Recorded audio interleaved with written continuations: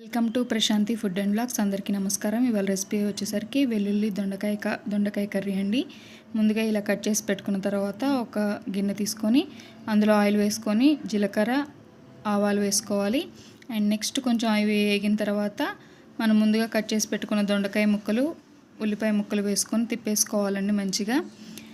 ఇవి కొంచెం మగ్గిన తర్వాత మనకి సాల్ట్ కొంచెం అండ్ ఒక చిన్న హాఫ్ స్పూను పసుపు తీసుకుందాం. పసుపు అవి కూడా వేసుకొని తిప్పేసుకొని మూత పెట్టుకోవాలండి. మూత పెట్టుకుంటేనే మంచిగా మగ్గుతాయి. ఆ తర్వాత వెల్లుల్లి అన్న అని చెప్పాను కదండి. సో ఒక 4-5 రెబ్బలను తీసుకొని ఇలా ఈ విధంగా చిన్న ముక్కలుగా కట్ చేసుకొని వేసుకోవాలండి. ఇది నేను మ్యాంగో పికిల్ కోసం తీసుకున్న కారం అండి. ఇది మీరు కూడా ప్రిపేర్ చేసుకోవచ్చు. కారాన్ని నేను ఒక 3 స్పూన్లు కారం, 3 స్పూన్లు ఉప్పు, కొంచెం మెంతి పౌడరు, పసుపు, సాల్ట్, ఎల్లిపాయలు తీసుకొని ప్రిపేర్ చేసుకున్నాను. అండ్ కొంచెం కరివేపాకు, కొంచెం కొత్తిమీర కూడా తీసుకున్నానండి.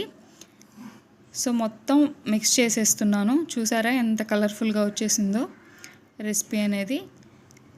కొంచెం మూత పెట్టాలండి. మూత పెట్టేసుకొని మనం మగ్గనివ్వాలి. చిన్న మంట పైన మగ్గిపోవాలి మంచిగా. మీకు కూర మగ్గింది అంటే కూర అయింది అనడానికి చెప్పాను కదా ఇంతకుముందు వీడియోస్లో కూడా. ఆయిల్ అనేది పైకి వస్తుందండి. కూర అవ్వగానే ఆయిల్ అనేది పైకి రావాలి. చూడండి ఎలా ఉందో, ఎంత టేస్టీగా. ఈ వర్షానికి వేడివేడి అన్నం, దొండకాయ వెల్లుల్లి కారం సూపర్ టేస్టీ. ట్రై చేసి నాకు కూడా కామెంట్ చేయండి. Thank you for watching. Please subscribe my channel.